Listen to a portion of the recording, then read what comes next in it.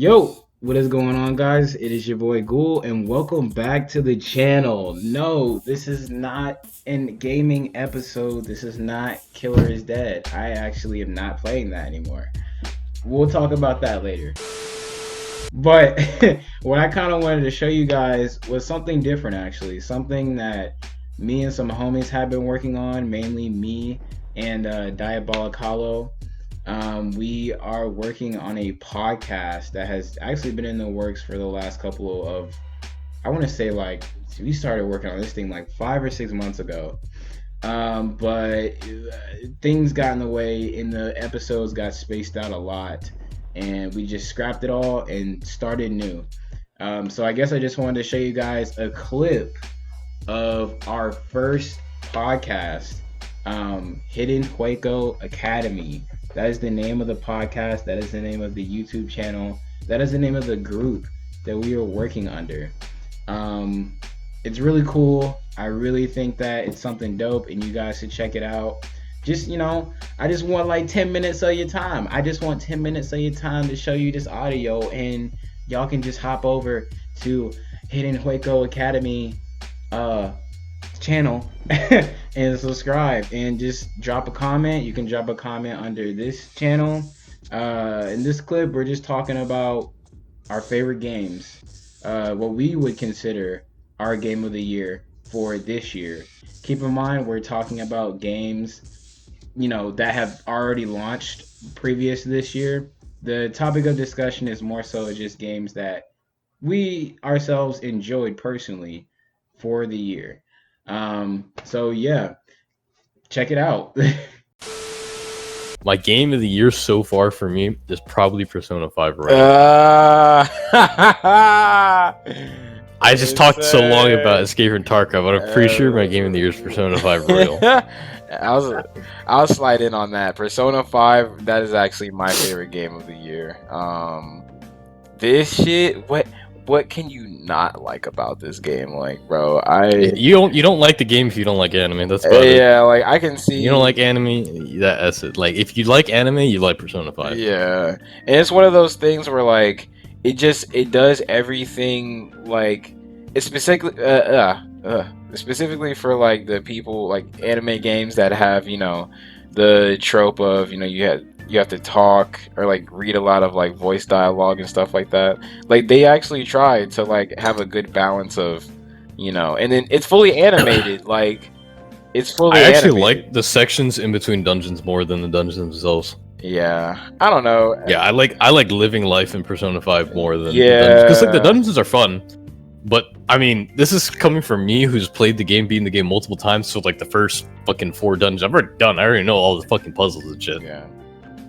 So it's like for me doing repeat playthroughs to talk to make friends with NPCs that I didn't go as far with before and shit like that, I find it's more. I think I really praise their writing with the characters in Persona 5. Yeah. Even though I think Persona 4 is better, but yeah, Persona 5 Royale, the new shit that they added, it's so good, man. It's so good, and it's so worth it. It literally changes the game so much. It makes the game way more playable. Like Persona 5, you have like this issue where you know that you have limited time, and it gets to the point where when you get later in the game, you realize, oh shit, I need to fucking bum rush all my confidants and shit. Yeah. And like there's like stat checks. You need like level 4 courage or guts or whatever. And it's just like, I need to be grinding all these things out.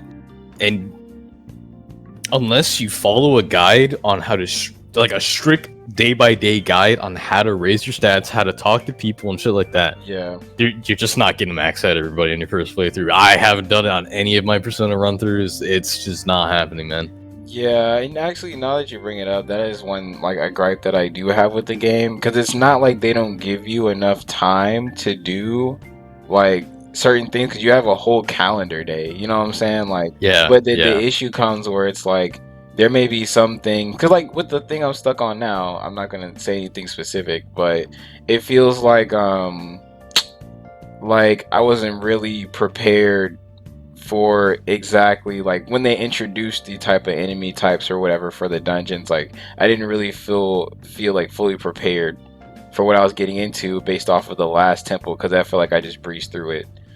type of thing. So Yeah. like they're just like difficulty spikes that are I know I can grind to and that I can reach, but it takes time between like other things that I want to do because like somebody will hit me up on my phone or whatever it may be, and I Yeah. just find that more appealing in the moment. I'm not really thinking like overall like okay shit, I don't know how much I have to prepare until I get to that point. So I mean Yeah. yeah. They don't have that problem in Royale. Royale is like so many things are streamlined. It's like so much more Okay. playable. It's like my first time playing through Royale, I actually maxed out everyone. It Okay. was just they give you a whole new like semester to play with, and it's just that extra time is like goes a long way. It makes it so much easier. Dude, And the new mechanics, dude, they added a new like special move, like because you have all out attacks. yeah. You unlock these over the course of the game, but they have these showtime attacks where two of the characters will like team up and do a fucking giga busted ass move that fucking knocks them down, dude. It's so fucking cool. Wow. The animations are so dope. Like I kind of want to link it to you if you're not gonna buy Royal because I am. I'm convicted. I'm sorry. I don't think I'm gonna spoil it then. Okay. They're just Don't that good. send it. They're Yeah. just that good. I'll make a video.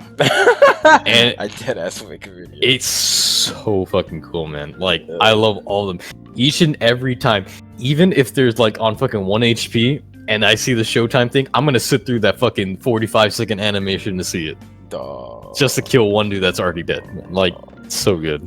Oh my gosh. Yeah, Persona 5 is definitely up there. It is giving me motivation to play 4 and 4 Golden on Steam and then also just go back to previous ones because it's not like I didn't know about Persona back in the day because I had a shout out to Megas D, the homie Joel.